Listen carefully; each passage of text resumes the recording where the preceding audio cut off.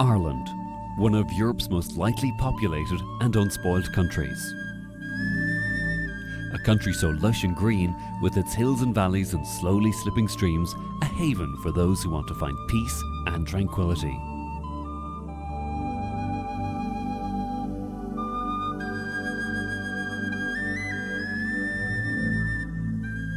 Ireland's great beauty belies a very turbulent and tragic history, with its many uprisings and insurrections which have shaped the modern Ireland.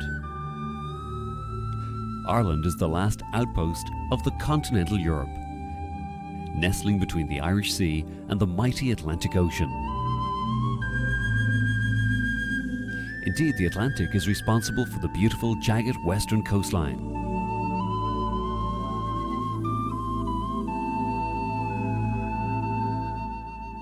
Among Ireland's natural advantages are 5,600 kilometres of magnificent coastline, and amazingly, no matter where you are in Ireland, you are never more than 110 kilometres from the coast. Although the beautiful mountains and valleys of Ireland are world-renowned, Ireland has more than 800 lakes and countless more rivers and streams.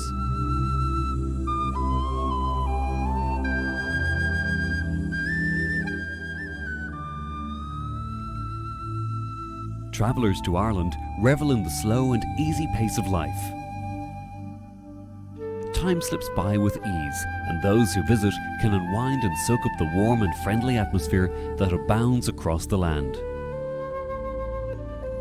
One thing is for sure, that a holiday in Ireland is bound to leave body and soul refreshed and renewed.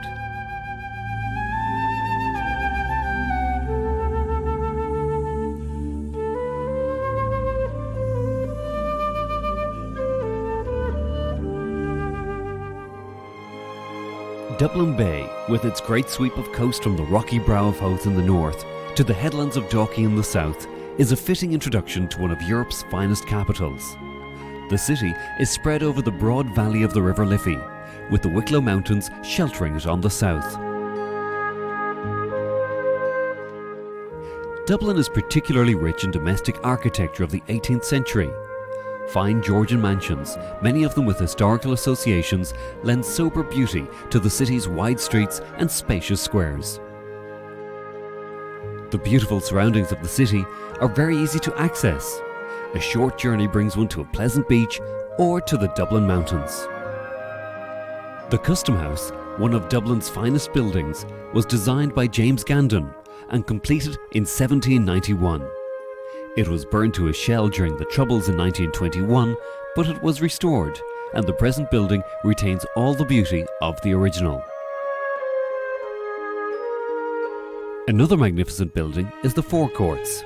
It too was almost completely destroyed in the Civil War of the early 20s, but was later restored to its former glory. During the 1916 Rising, the GPO was the headquarters of the Irish Volunteers, and here the Republic was proclaimed. O'Connell Street, where the GPO stands, is Dublin's principal thoroughfare, a special attraction for all visitors. As is Grafton Street and Henry Street, a must for all shoppers.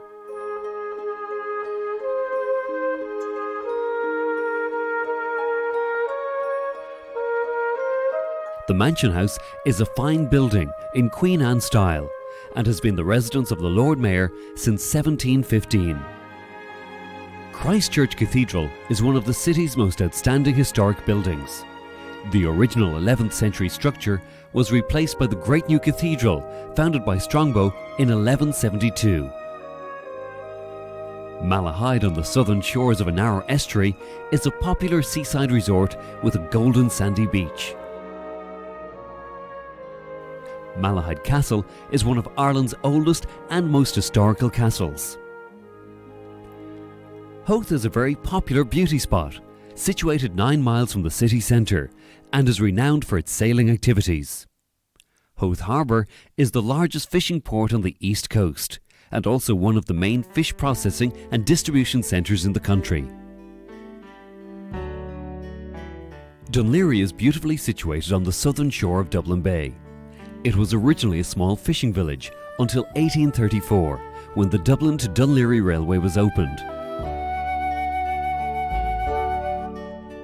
With the completion of the harbour in 1859 and the establishment of the mailboat service with Holyhead in Wales, the town developed rapidly. In 1821, its name was changed to Kingstown to commemorate the visit of King George IV, but in 1920 the name Dunleary was restored.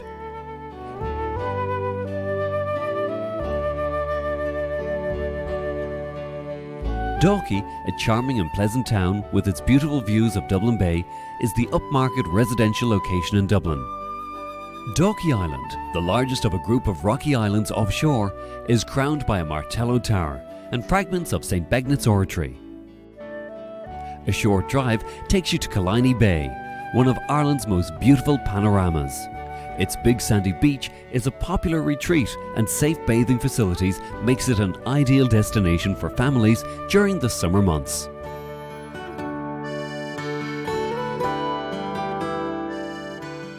To the south of Dublin City lies ridges of spectacular mountains, deep wooded valleys, cascading rivers and still lakes. All of these are the very essence of County Wicklow, better known as the Garden of Ireland. Bray is one of Ireland's longest established seaside resorts. Its beautiful, safe beach is over a mile long and is much favoured by family day trippers. Dublin City lies only 40 minutes away by Dart, the local train service. Fronting the length of the beach is a spacious esplanade where you can enjoy the refreshing sea air or perhaps a nice leisurely stroll. Dominating the landscape is Bray Head, which rises steeply from the sea to a height of 791 feet. Enniskerry, one of Ireland's prettiest villages, lies in a wooded hollow among the hills west of Bray. Nearby is Powerscourt House, which attracts many thousands of visitors every year. Greystones is a popular seaside resort 5 miles south of Bray. Its picturesque little harbour is very popular with sailing enthusiasts. Greystones also boasts a beautiful sandy beach on the south side of the town. Lara, where several glens converge, bringing roads from north, south, east and west together in this delightful little village. Lying westward is Glendalough, while to the south the military road meanders its way steeply into the hills and drops down into the wild and lush valley of Glenmalure. The wild beauty of Glenmalure is flanked by majestic mountains, which are dominated on the western side by the great mass of Lugnaquilla, standing at 3,039 feet.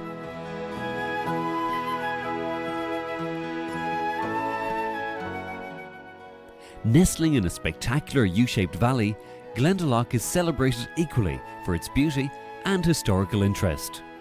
In the 6th century, St. Kevin came here in search of solitude and peace. For years, he lived here in Glendalough as a hermit, sleeping sometimes in the hollow of a tree. In time, however, word travelled of St. Kevin and his haven of sanctity and learning in Glendalough, and soon many disciples came to Glendalough. It soon became a famous school of learning, inhabited by thousands of students from Ireland and Europe. The Round Tower here was designed as a safe haven for the monks from the marauding Danes who came to plunder its priceless artefacts. The tower still stands 103 feet high after more than 1,000 years. Here we have the Priest House, so named because it was used during the penal times as a burial place for local clergy. The largest of the rooms is the Cathedral, which has many noteworthy architectural features. The Wicklow Mountains has two great lakes, Lough Dan and Lough Tay or Lugalaw, with its wooded shores and precipitous mountain walls, has the air of a romantic treat. Lough Dan was formed during the Great Ice Age, which began almost 2 million years ago.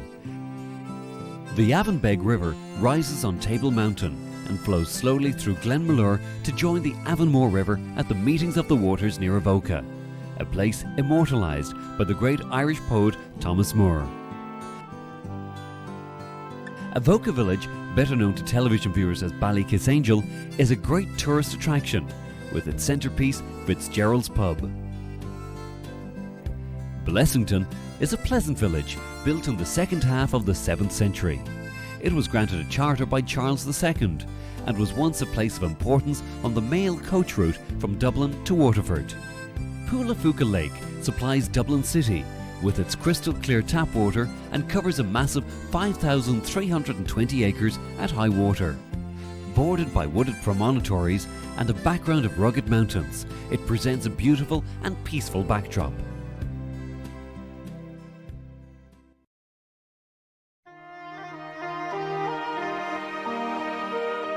Wexford is situated on the southeastern corner of Ireland, with a long jagged coastline weathered by both the Irish and Celtic seas. On the north, it is bounded by the hills of County Wicklow, and on the west lies the sleepy River Barrow and the Black Stairs Mountains. Wexford's history goes back to pre-Christian times. The county is rich in folklore and memories of the 1798 Rising, when insurgent Wexford pikemen fought heroically against overwhelming odds. Ferns was once the capital of Leinster. The religious settlement and the town which grew around it were often plundered by the Danes. In the 12th century, the King of Leinster, Dermot MacMurrough, made Ferns his capital and founded the abbey there. The abbey was later burnt to the ground in 1154 and rebuilt in 1160. The King of Leinster died here in 1171. In the graveyard still lies part of the decorated shaft of a cross which marks his grave. After the Anglo-Norman invasion, the town declined, and in 1406 the episcopal see was transferred to nearby New Ross. Enniscorthy, a thriving market town, is situated in a very picturesque part of the Slaney Valley. The town, built on steeply sloping ground on both banks of the River Slaney, was the object of many attacks in the centuries following the Anglo-Norman invasion. The castle was damaged by the first Cromwellian guns in 1649. During the 1798 Rising, it was used as a prison, and in the 19th century it was restored for use as a residence. Today, it is home to a local history museum.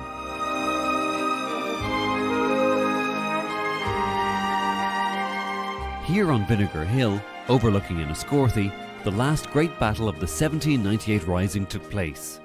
On the 9th of June, a force of 20,000 troops led by Generals Lakes and Johnson surrounded the rebels. For 30 days, against great odds, the rebels fought bravely against the might of the English army.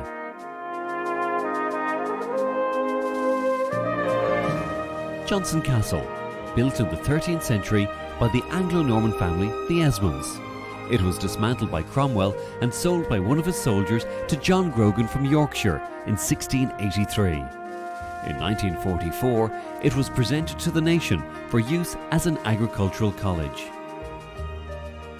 Kilmore Quay, a picturesque seaside village, is noted for its fishing industry and is very popular with sea anglers from all over Europe.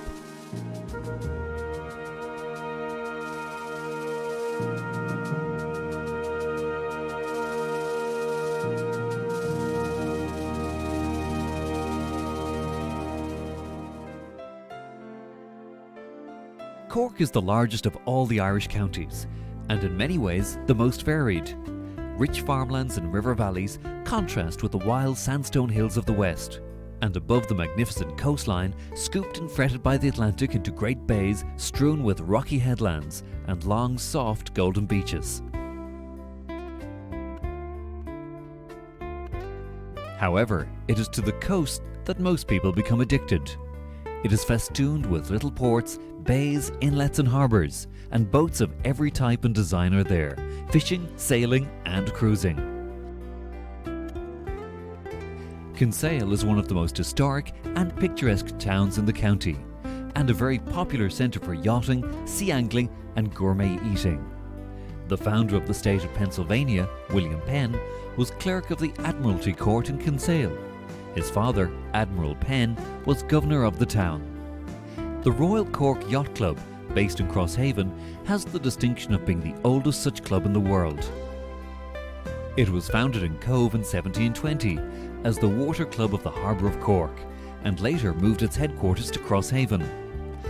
Under the original rules, no admiral was allowed to bring more than 2 dishes of meat for the entertainment of the club, nor more than 2 dozen wine for his treat, except where my lord the judges are invited. Just upriver is Drake's Pool, where according to legend, Sir Francis Drake is said to have taken refuge with his ships in 1587 when pursued by the Spanish fleet.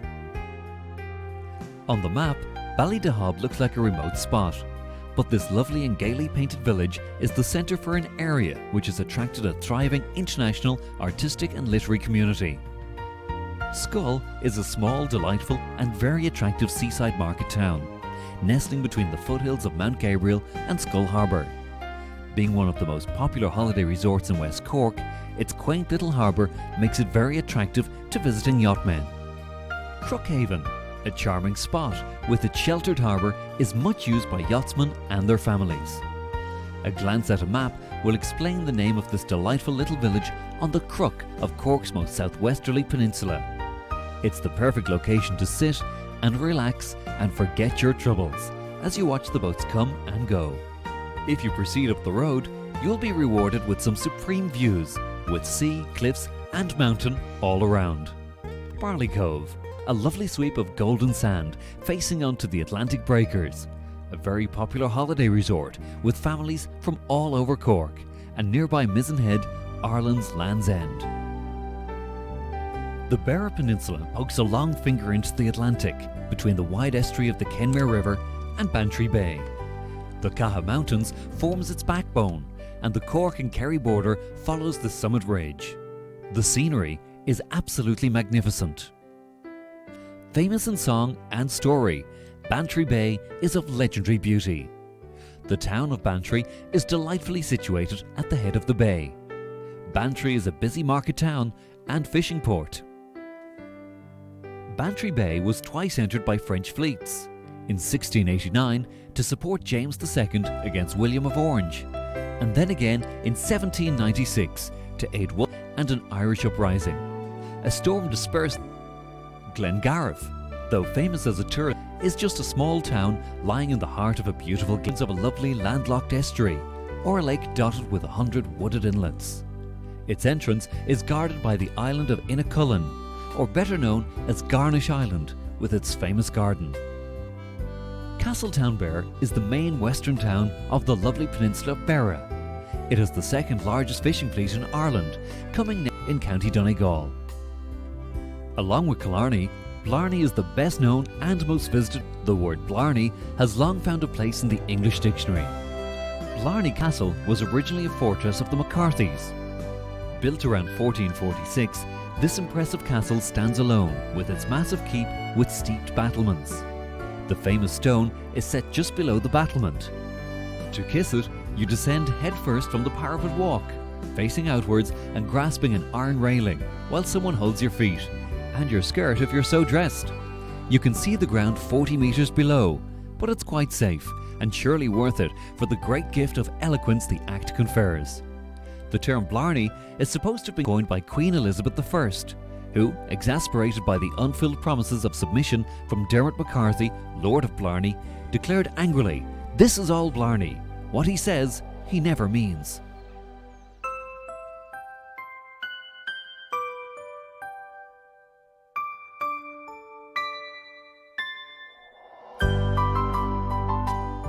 The shifting balance of light, water, mountain and bog make up the varied and varying personality of Kerry, and this in turn influences the personalities of its people. The main element in the beauty of Kerry is water. The sea that largely surrounds the county, the lakes, the intermittent rain, the streams bursting down the mountainside. The Ring of Kerry is a breathtaking journey through majestic mountains and cliff-top roadways. Around every turning, a new vista opens before you. Miles of sandy beaches, towering cliffs, patchwork fields and scattered farm dwellings, and everywhere the great Atlantic Ocean with its mighty waves sculpting its magnificent coastline. All in all, a marvel for the traveller to behold. Cahersiveen grew up at the beginning of the 19th century. Its notable building is the O'Connell Memorial Church, erected in 1875 to honour the centenary of the great Daniel O'Connell's birth. At Portmagee, a small fishing village named after a famous 18th century smuggler, you cross the bridge to Valentia Island, which is one of the most westerly points in Europe. There are exceptionally beautiful views from the island, across Dingle Bay, over to the Blasket Islands. In the 18th century, the harbour was famous both for smuggling and as a refuge for privateers. Paul Jones, the famous privateer of the American War of Independence, often anchored here. The first telegraph cable across the Atlantic from the United States came to Valentia in 1858. The Skellig Rocks are situated about 14 kilometres off the island.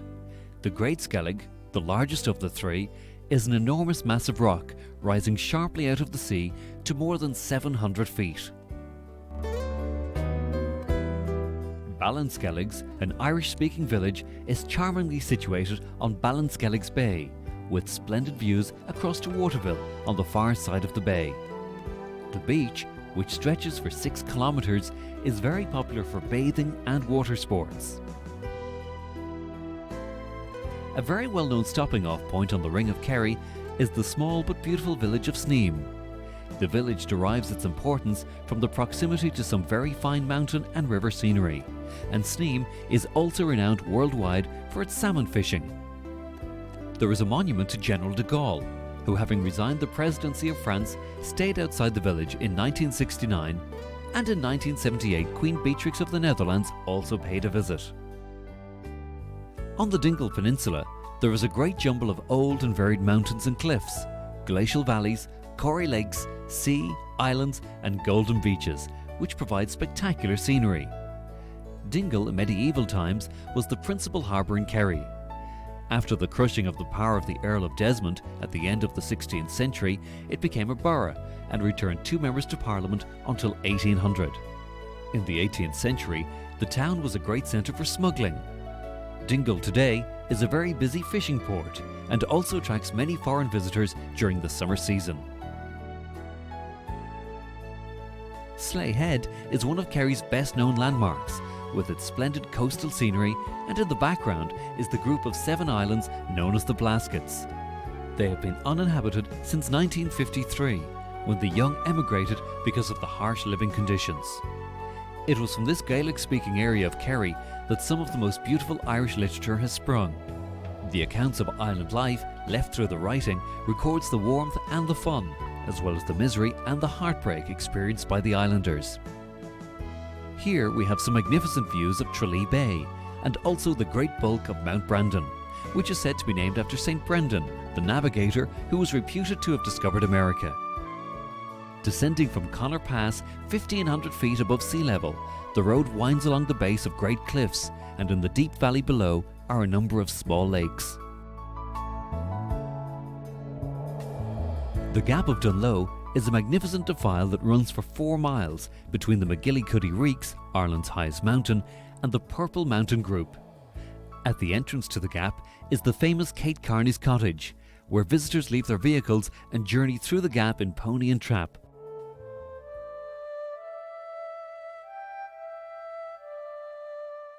The River Shannon and Lough Derg form the eastern boundary of County Clare. On the west is the wonderfully invigorating Atlantic coast, with mighty cliffs, caverns and sandy bays.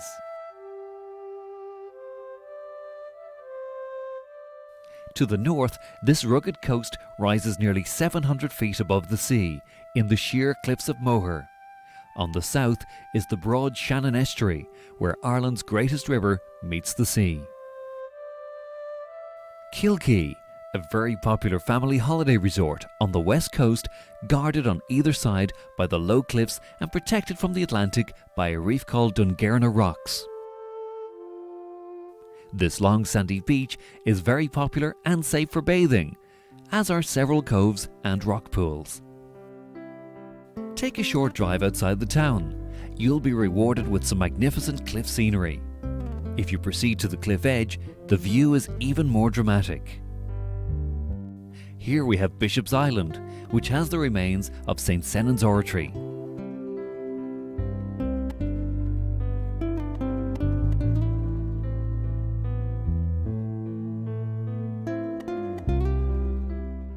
Lisdoonvarna, which lies in the hilly Burren country, is famous for its spa waters and also its festival held in September, which draws massive crowds to the town. The Burren is situated on the west coast of Clare. The word Burren means Great Rock. The region is described by geologists as karst, after a similar tract of country in Slovenia. There are many legends about this area, with its abundance of antiquities dating from prehistoric to medieval times. Wild and desolate when the rain and wind blows in from the Atlantic, but on a summer's day, a place of peace and tranquility. Doolin is known the world over by lovers of Irish traditional music. Every summer, the village is thronged with visitors who come to enjoy its great music sessions. There is also a regular ferry service to the Aran Islands. Killaloe lies on the west bank of the River Shannon and is connected to Ballina in County Tipperary by a 13-arch bridge. The town, being so close to Lough Derg, attracts a lot of cruising, sailing and water skiing visitors during the season. You can also enjoy a river bus pleasure trip on Lough Derg.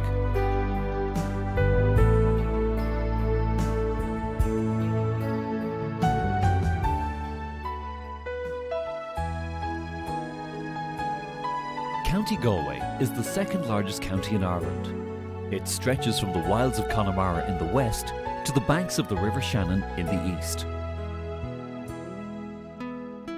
Galway is a county of contrasts. Rich farming land extends east and north. East of Galway City, towards the west along the windswept Atlantic coast, and amongst the mountains of Connemara, whitewashed cottages tell of a different way of life.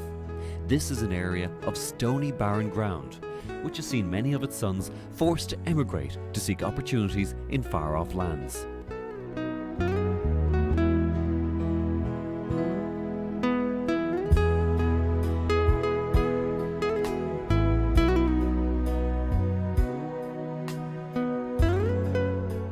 Galway City, situated at the mouth of the River Corb, is the fourth largest city in the country. The city grew up around a castle, which the de Burgh family built here in the 13th century. In the following centuries, strong trade with France and Spain led to prosperity for the local merchant families. 14 families controlled the town and became known as the Tribes of Galway. Today, with a population of nearly 60,000 people, the city is a vibrant and cosmopolitan place with a thriving commercial and cultural community. Heading west from the city, one enters Connemara with its breathtaking scenery. This is an area renowned for its wild and rugged beauty. Inland lies some of the most beautiful and unspoiled landscapes in Western Europe, which is sparsely inhabited. Along the coast are beaches of coral with a blue-green sea that resembles something from the Mediterranean. This is regarded by many as the real Ireland, an area where natives cling to tradition despite the passing of time and where the Irish language is very much alive. Oughterard is the largest town on the western side of Lough Corb, which is the largest lake in the Republic at 42,000 acres and is renowned for its salmon and brown trout.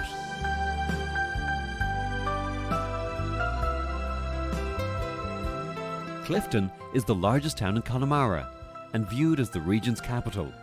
It was founded at the start of the 19th century by local landlord and sheriff John Darcy.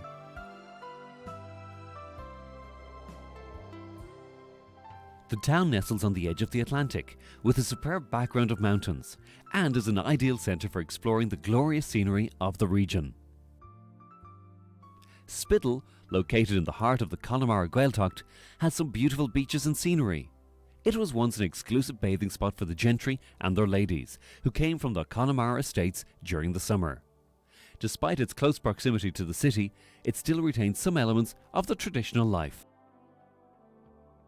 Padraig Pearse, the executed leader of the 1916 uprising, spent some of his leisure time in this modest thatched cottage situated near Rossmuck in the wilds of Connemara, where he took the opportunity to improve his knowledge of the Irish language among the local speakers.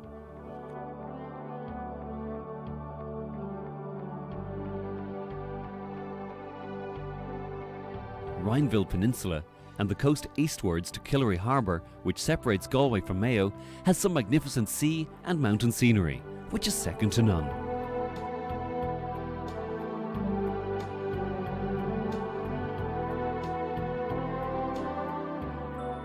Mayo is located on the spectacular Atlantic west coast of Ireland and has a wonderfully varied landscape. Its long coastline features superb safe beaches and all the drama of some of the highest sea cliffs in Europe. Inland, a more serene beauty reigns, with lakeland scenery and rolling mountains. Ireland's third largest county has a long tradition of forced emigration and consequently has developed links with countries around the world, the USA in particular. Thousands emigrated during the 40s, leaving behind one of the most depopulated parts of the country. Mayo's population had already suffered during the Great Famine years, when its population was decimated by starvation and by forced emigration on the coffin ships for places like Boston and New York. Nowadays, tourism plays a vital and important role in improving and rekindling the county's economy. It was here, in Knock, in 1879 that the Virgin Mary, St. Joseph and St. John appeared to 15 people of varying ages. Although it rained heavily on the witnesses, the area around the apparition remained completely dry. It was to celebrate the Shine Centenary that the Pope visited Knock in 1979, at the request of the then parish priest, the late Monsignor James Horan. More than 1.5 million pilgrims come to Knock every year, and the number has been increasing each year. To the southwest of Knock, one finds Ireland's sacred mountain Croagh-Patrick, one of Mayo's most famous landmarks, soaring to a height of 2,510 feet. In 441 AD, St. Patrick is reputed to have spent the 40 days of Lent praying and fasting on the mountaintop as part of his efforts to convert Ireland to Christianity. Westport is situated beside Clew Bay, which is steeped in history and legend. The islands are associated with a warrior woman, Granuaile, otherwise known as Grace O'Malley. The English writer William Thackeray, who visited the West in 1842, described the scenery around Clew Bay as the most beautiful in the world. Westport is one of the few planned towns in the country. It was designed in the 1700s by James Watt. The mall, with its lime trees lining both sides of the Carrowbeg River, is a charming thoroughfare. The town attracts visitors of every age and nationality, and they love what they find. A unique blend of old and new, living memories of a bygone era mingling happily with the lively, busy town of today. Ballina is the largest town in the county. It's a thriving industrial, commercial and tourist centre. The Moy Fishery is one of the most famous salmon angling venues in the world. Catches of over 5,000 salmon have been recorded in a single season. Its entire length of just over 2.5 kilometres is located within the Ballina town boundaries. In 1216, 300 years before the Reformation, Ballintubber Abbey was founded by King Cathal O'Connor near the site of the church built by St. Patrick in 441. Like all other abbeys in Britain and Ireland, Ballintubber was suppressed by King Henry VIII. After the destruction by Cromwell in 1653, the abbey was roofless. But for 250 years, the people of Ballintubber attended Mass in wind, rain and snow. During the 1700s, the abbey once again suffered under the penal laws. Yet, despite this traumatic history, the abbey refused to die, and now has the unique status of being Ireland's only royal abbey, which has been in continuous use for over 785 years. Sligo is a maritime county of extraordinary beauty and vivid contrast, with its Corrie lakes, mountains and rivers.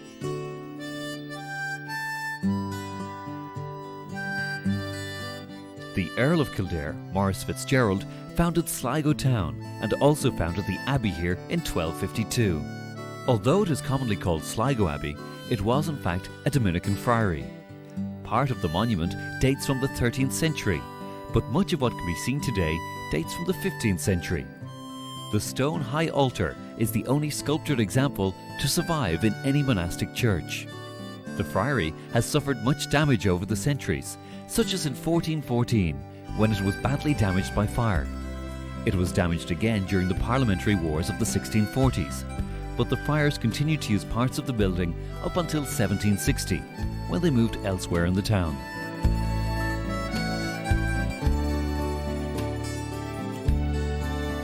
Lough Gill is widely believed to rival Killarney for its sheer natural beauty. Dotted with many islands and surrounded by wood-clad hills, this lake is indeed a picturesque sight and one of Sligo's best-known beauty spots. Near the southeastern shores of the lake is the tiny island of Innisfree, which W.B. Yeats immortalised in his most widely known lyric.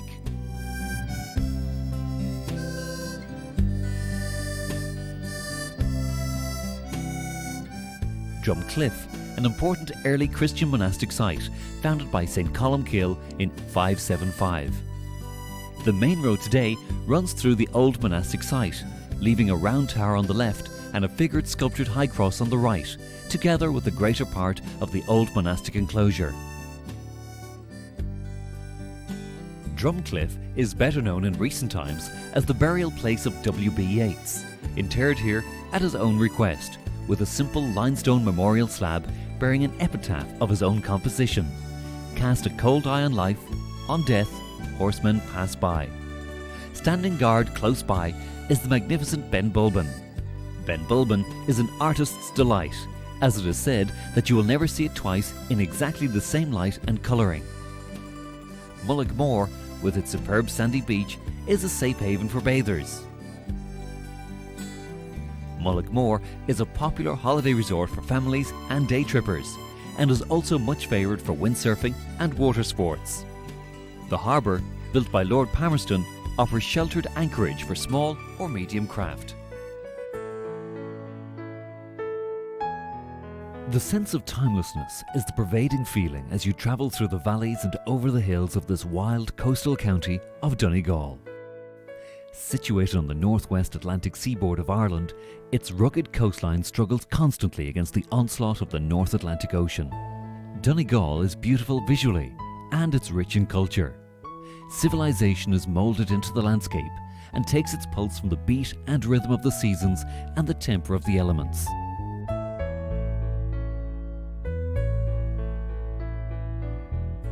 A strong salty fish smell heralds the approach of Killybegs, Ireland's premier commercial fishing port. The arrival of the fishing fleet is a sight not to be missed. Seagulls swarm around the pier as the fish are unloaded from the trawlers. This thriving town also accommodates the leisure sea anglers and pleasure boats.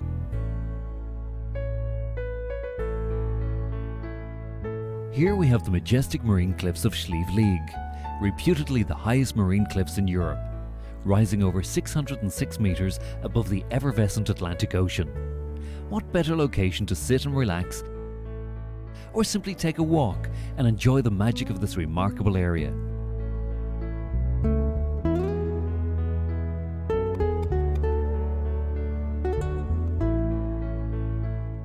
Mallinmore offers the visitor picturesque landscapes and unforgettable coastal scenery, which includes the imposing Glen Head. Glen Columcille lies in the heart of the Gaeltacht, an Irish-speaking area of South Donegal. Glen Columcille is named after its founder, St Columcille. This famous missionary was born in 521 AD in nearby Gartan. St Columcille established his order in the 6th century. The area is rich in archaeological remains and its lush valley steeped in natural beauty. Glengesh Pass gives you an astonishing sense of being transported to a magical wilderness. This valley has remained unchanged for thousands of years. This vibrant landscape has to be seen to be believed. Naran and Portneuf are small, twin resorts blessed with extraordinary natural beauty. Situated beneath low sheltering hills on the shore of Guibara Bay, the main beach sweeps in a semicircle of dazzling white sand backed by huge dunes, which lighten up the landscape even on the dullest days. Burtonport, an important fishing port where more salmon are landed than at any other port in Ireland or England. Burtonport is also a major sea angling centre. You can also get the ferry for the Arranmore Island, which lies 3 miles offshore. The Rosses is situated in the heart of the Gaeltacht in County Donegal. The Gaeltacht is a generic term for areas in Ireland where the Irish language is the first language of the people, and the social and cultural tradition associated with it. The area covers more than 60,000 acres of rock-strewn land, intersected by streams and dotted with numerous lakes. It offers an incomparable wealth of unspoiled mountains, rivers, lakes and beaches. Crute Island, joined to the mainland by a small bridge, has a scenic 9-hole golf course. The wild bog and reed beds are a haven for wildlife, and the view across the bay to Owen Island is memorable. Back across the bridge, we arrive in Kincasla, a tiny village in the heart of the Rosses, better known as Daniel O'Donnell's homeland. Here we have some of the most beautiful scenery to be found in any part of the country. Its peace and tranquility is something special.